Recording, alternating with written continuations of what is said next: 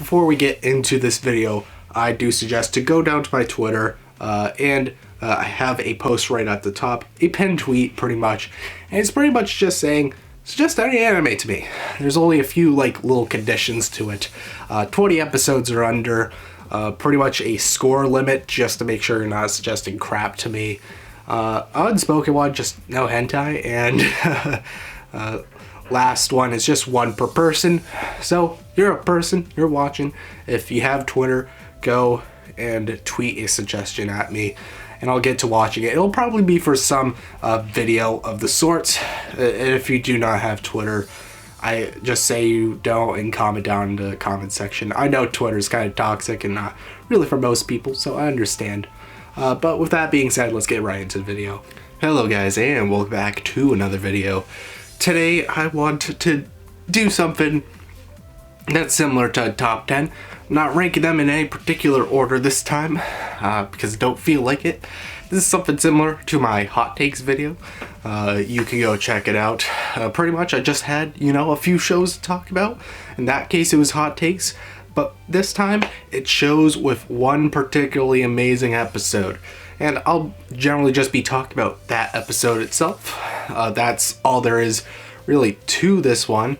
It's just a list of, this time four amazing episodes within a series. There's no requirements to the series itself. It can be goddamn horrible, it can be goddamn amazing. No matter what, it just has to have one really good episode that I feel qualifies it for this.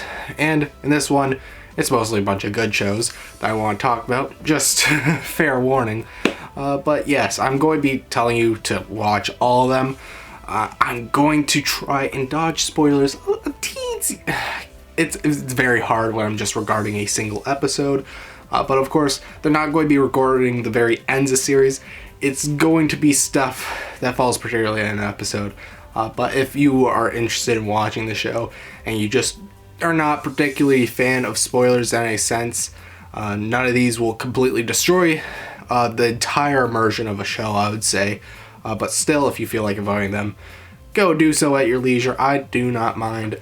But with that being said, let's get right into it. So my number one is just going to be a first episode for a series. And that is Plastic Memories, Episode 1, The First Partner. Now, nothing too groundbreaking like most first episodes. It sets up the basis of the show. And I really like this show, so the basis for you guys who have not watched it, because I know there's definitely plenty who haven't. It's a show. We're following these main characters, this main group of people, and they work at this certain department where they end up recycling cyborgs. And they're a little bit of a special department. There's many others like it, but they do things differently. Because these cyborgs, they're pretty much humans. They act emotionally like humans. They're physically like humans. They pretty much are just humans, right? Nothing really different between them. The one backside to this kind of futuristic world is that these cyborgs only have 10 or so years to live. Exactly, it's like 9,000 hours or so. Do not quote me on that. I can probably look it up and put the number right on screen for you guys. But that's basically the show. So they have to go in and pretty much take these cyborgs from people. And they try to do it in a very ethical way in this department in particular. That's a whole lot of the basis for what this is. In this first episode, it really sets a good grounds as I was crying my ass off towards the end of it. That's a very good way to sell a sappy show and tell you what it's going to be about. Because final episode, you'll probably be crying too. So first episode, need to let you know, this is going to be one of those shows that you're going to need a tissue box for. You're going to need to have it on you because you may be crying a lot. And this episode in particular, we have this granny, and she's very just not accepting of them coming to their doorstep being like, hey, we need a cyborg, they're going to be due on this day, blah blah blah, whatever, and does not want to sign like the paperwork and stuff in the slightest, just completely refusing all of that. And what happens is the partner that climbs over the fence, and we realize that the cyborg is just a child, like a 9-year-old girl, and pretty much they have this daughter-grandma relationship, and it's hard to see what happens as the grandma is going to generally be separated from the cyborg daughter, and you know that's how it's going to be, and you have to have, you know, someone who's very young kind of just explain all of it, just try to, you know, let this older person accept it, because even it has so much meaning, and I don't know how well I can explain it, but I think you're getting the gist. It was definitely hard to see it happen, and it definitely sinks in a lot of the show of how there's going to be a lot of depth and a lot of feeling within some of these just extractions of people in the recycling method. It's going to hurt, and the show would be amazing onward, and it easily sets you up for what is going to happen through the rest of the show. Definitely amazing first pilot episode, as again it had me crying, and yeah, definitely suggest the series. Make sure you go give it a watch. Now, next on the list, probably one of the ones I highest praise, again all these I'm generally praising very highly, is Violet Evergarden episode 10. The name is particular. There's always someone watching over you. I think I have that right off the top of my head. Man, this is the ugliest crying I've ever done for a series. And for anyone who's watched it, you probably know why. If you go on YouTube, you look up episode 10 reactions, you'll see whole groups of people sobbing their eyes out. Like this one, it's a crazy one. Most people who, you know, watched it know it. Anyone who has a Violet Evergarden fan who just talks a lot about it, know about it. This one hits different. No easier way to say it. What happens in this one, it's more episodic in nature, where again Violet Evergarden, pretty much the premise of the show is that they're ghostwriters, so they write letters for other people. So Violet goes out, pretty much travels to this little desolate place, a little bit remote, where this mother and daughter live. And what happens, what we can easily see as the audience, is that this mother's sick. She is not going to stay in this world very long. So you already know at the very start, well, Star is going to lose a mother. And it's like, yikes. You know, already a pretty, you know, easy thing to start getting the tears going. But of course, you know, it has to build up. It has to do it well. And man, this is amazing. Because easily, this daughter is so young, you don't know if she really understands this premise of death and leaving forever. So definitely it hurts in a sense. And later within the episode, overall she acts very childish but realistic in nature, as she ends up breaking down as she goes, his mother is like, why are you not spending your time with me? You only have so long to do this with me. And that particularly hurt a lot. I'm like, ugh. Man, like that, definitely that concept, anything to do with death can, you know, easily hit. I'm a little bit of a person who cries very easily, just going to be straight there. But still, this already doing a lot for it. And of course, what you expect to happen happens, but one of the questions they do not tell you up to now is, what were the letters for? That was a very vague thing, as the daughter was like, why are you writing these letters instead of spending time with me? What's so important about these letters that these last few moments you can't spend with me? And my god, the letters were worth that time. I would just say, just go watch it. Big spoiler for the episode starting now. What the letters pretty much were doing were a letter for every other birthday of hers. So when she turned like 7, she'd get a letter, 8, 9, 10. And slowly they play the ending theme, and the daughter's opening the letters. It's read it out, and man, it hurts so freaking much. It's very beautiful. Just the concept of it itself is phenomenal, and I couldn't give it any higher praise. Even like reminding myself the moment, even talk about it, I get a little teary-eyed, as you may realize.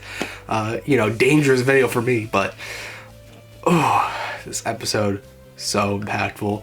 And at the end, Violet herself, she broke down in tears. The episodes before were a lot of stuff dealing with her character, a really big shift in her character. So this is one of the parts of a shift where she's way more emotional, way more in tune with that. And she's breaking down as she's like, I had to stay serious and composed that whole time. And man, I wouldn't be able to do it. I was crying my eyes out in this episode. I was destroyed by it. That tissue box had no chance, bro. No chance. I can't. If I rewatch this show, I have to be prepared. I'm going to have to buy a whole case. I'm going to have to order all the stock. I'll take the entire stock, please. Because, man, that episode is goddamn phenomenal. Couldn't give it any more praise. But on to the next episode. Spoiler alert, done. There you go. Well, welcome back, people who skipped. Time to talk about an Aaron show. So if you are up with Aaron stuff, you'll actually know about this one. If you're not, well, you can easily catch up with this series. So what about that? Look, perfect one. So this one is The Day I Became a God, episode 5. And in nature, it's actually kind of similar to Violet Evergarden, episode 10, which you just talked about. A kind of a message, going into the future type of system. But yes, in this one, we have our main character. There's this God character. I have to explain the show. There's those two characters. This God character can kind of just, get anything done. They can predict the future, know exactly how to get situations going, how to get things moving and stuff. Like, legit got the main character always laid by this, like, extremely, famous woman. So, like, that's how crazy the powers get. But in this one, he's, again, trying to get his crush to like her more. And one of that is kind of breaking through the girl's kind of more closed out personality, which is due to her mother dying when she was very young. So we start the episode and you get the closed off nature of both the girl and her dad. And what happens is they go to the dad to actually get him outside instead of, staying inside and just doing nothing like he usually has done. And they figure out that there's these videos that had been made that were supposed to be shown to both of them, but he has kept them hidden. And he says, oh, I've watched pretty much all of it besides the last part. That comes up later for very much reasons. So pretty much they figure out a way to kind of rat it out, in a sense, to the girl that these things exist. So the confrontation happens of, does this exist? Is this true? And of course they go to sit down together to see it. They watch the full thing. And before the very last one, the mother says, after you watch this final one, you must destroy this, and you must go back to how you usually are after I cast the spell, which I won't explain the spell. Just watch the episode. God damn it, just watch the things, alright? Just watch everything I'm talking about. They're all great. But after that, they do actually end up watching it. The reason Dad did not watch that final thing is because he wanted to go by these rules, but he didn't want to destroy it. He needed to keep it forever, to try and recycle the process. And in the end, they finally watch it, and they're doing their best to finally move on. And it's very powerful. Again, just freaking watch it. Just all right, just do it, guys. Just do it. All right. And the final thing I'm going to talk about, I think a lot of people know I'm a big fan of this series. Kaguya-sama Love is War, particularly Season 2, Episode 11. For anyone who knows this series and is caught up, you know the episode. Ishigami's episode, his development, oh man, it was crazy. Because before, the show, it didn't have much substance to it. It was just a hilarious, fun time. A really good comedy. Something you can easily sit down and enjoy. But man, this episode definitely sunk in the substance. Of course, there was more before. There was a lot of hidden little things that if you go rewatch, you'll actually notice. But in particular, this one really sticks out to be like, all right, we're going to get crazy with this. We're going to get crazy. You're going to be crying, all right? You're also going to be crying in this episode. So what happens is Ishigami's backstory, if you do not know this character at all, he's this closed off person, very closed off person, only really talks with the student council members, pretty much just goes home, plays games. He's just played off as, this regular nerd character that could be relatable to some of the anime watchers that enjoy the series. For it simply seems like he's just a character to generally be there and be somewhat relatable, and also have the other form of humor that will work well with the show. But geez, his story is amazing. To why he is so closed off, as generally he doesn't have that much fun. And later in the season, he does actually join a club. He wants to experiment. He wants to see if he can enjoy something. And he fairly does enjoy being in the cheer squad. Very weird thing to do in particular, but that's what he had chosen to do, and he's coming to very much enjoy it and wanting to be a part of the group.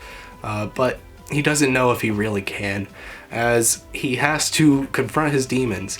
And when he gets forced to run this race due to the leader of the cheer squad twisting their ankle, he's forced into a position he wasn't really ready for, where he's going to pretty much get way more involved, be important to everybody. He's in the spotlight for once, and people are happy for him. And this girl from his past comes up and pretty much is like, how can you be happy with what you have done? And of course, that's a very simple thing. If you've done something horrible, it can be hard to realistically enjoy life after, unless you're just a crazy psychopath. But in this case, it's a misunderstanding of the situation. And Ishigami was generally in the right. He was looking up for this girl, and yet the situation got twisted on him, and everyone thought he was to blame. Probably one of the most beautifully dark scenes I've ever seen. I love the cinematography. Manga too, probably one of my favorite, panels of just everyone beating down on his character, which explains why he's so much the character that he is. And he has a sense of pride, and he pretty much gets locked up. He can't do anything. He's required to apologize for something he was not responsible for. He was not the evil in this situation, yet they're asking him to apologize as such. And with his pride, he refuses to do so.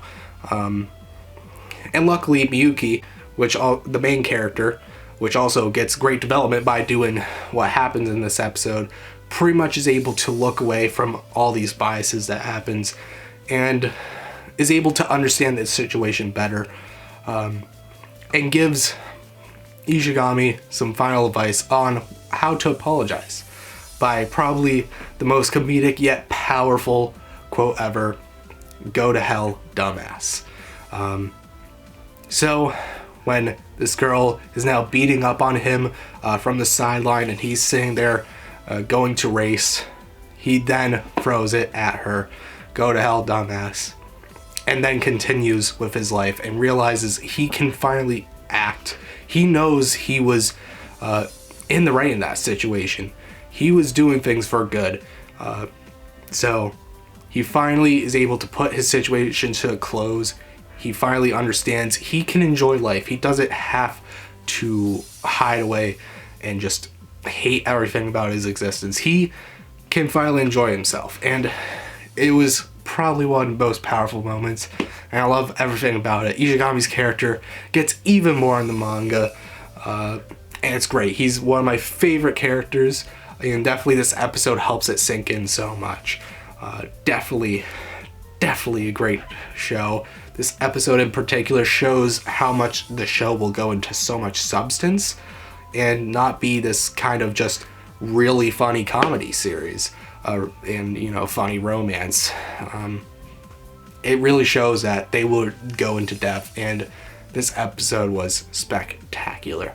Just like the rest of the episodes, everything else, yes, I suggest everything within this little list, I guess.